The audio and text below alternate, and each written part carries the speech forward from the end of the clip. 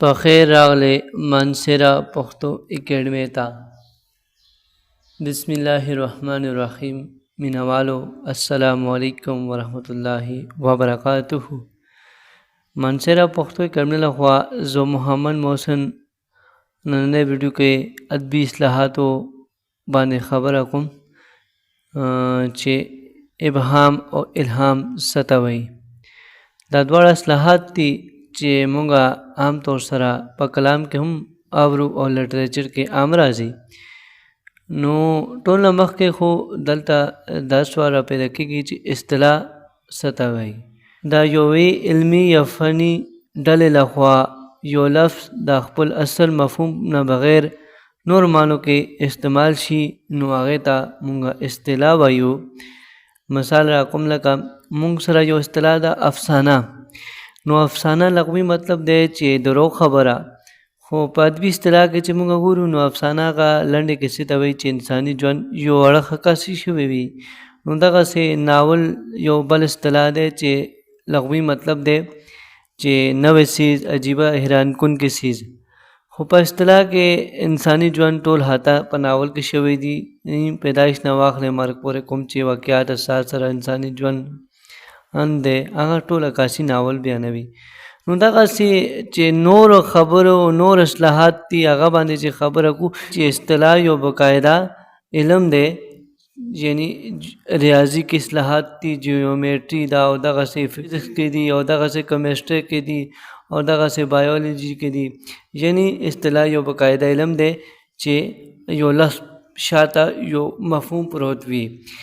نو راځئ اوس مونږه کوم چې ابهام دی هغه باندې خبره کو. نو دا ابهام لغوي معنا صفا و ښکاره خبره نه کول ده، یعنی واضح نه کول، یعنی ابلاغ ناکامۍ ته ابهام ویلی شي. یعنی هغه بیان یا تحریر چې واضحات پکې نه وي شوی، غیر واضح کلام یا غیر واضح خبره ته مونږه ابهام ویلو شو. ابهام یو نقص دی، یعنی دا یو نقص ته هم وایي، خرابۍ ته هم وایي. په ادبي اصطلاح کې په لټریچر کې ابهام نه څه مراد دی؟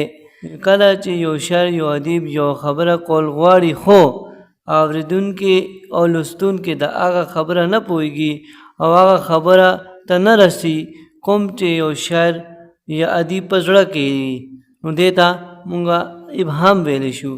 لکه ابهام په یو کلام کې یا شعر کې څنګه پیدا کېږي؟ کله چې یو عبارت یا کلام کې چې کله یو شاعر یا ادیب بې ځایه ټکي استعمال کړي نو دلته ابهام پیدا کېږي. یو عبارت کې مشکل ټکي استعمال کړي یعنی درونواله ټکي استعمال کړي بیا ابهام پیدا کېږي. دغسې شاعر یا ادیب کوم چې دی هغه سره چې کله تجربې، مشاهدې، علم کمی وي نو بیا هم ابهام پیدا کېږي. او بل ابهام پیدا کېږي چې روزمرې محاورې او تشبیهات، استعارات وغیره کوم چې دي هغه بلې ژبې استعمال کړي. اوس مونږه الهام باندې خبره کو چې الهام څه ته وایي. الهام لغوي معنا ده په زړه کې یوې خبرې غورځېدل، یعنی په ذهن کې یو خبره پرېوتل، یعنی هغه څیز یا خبره چې څه استدلال په طریقه حاصل کړی نشي، یعنی بغیر څه محنت نه چې په زړه کې یو سید راشي یا یو بغیر څه محنت نه یا طریقې نه کوم سیز حاصلېږي هغه ته الهام وایي. په ادبي اصطلاح کې الهام هغه خیال، سوچ، فکر ته ویلی شي چې شاعر او ادیب په زړه کې قدرتي راشي، یعنی الله تعالی طرف نه راشي. چې یو شاعر یا ادیب زړه ته کله کله قدرتي یو خیال راشي او هغه خیال بیا ذهن ته متوجه کړي او خپل عبارت یا کلام کې ولیکي.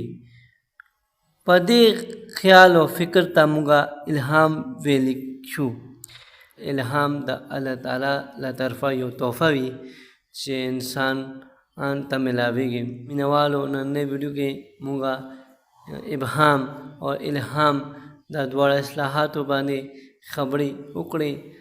امید ساتم چې تاسو دې ویډیو نه ښه استفاده واخلئ او ما ته تاسو اجازت راکړئ. والسلام.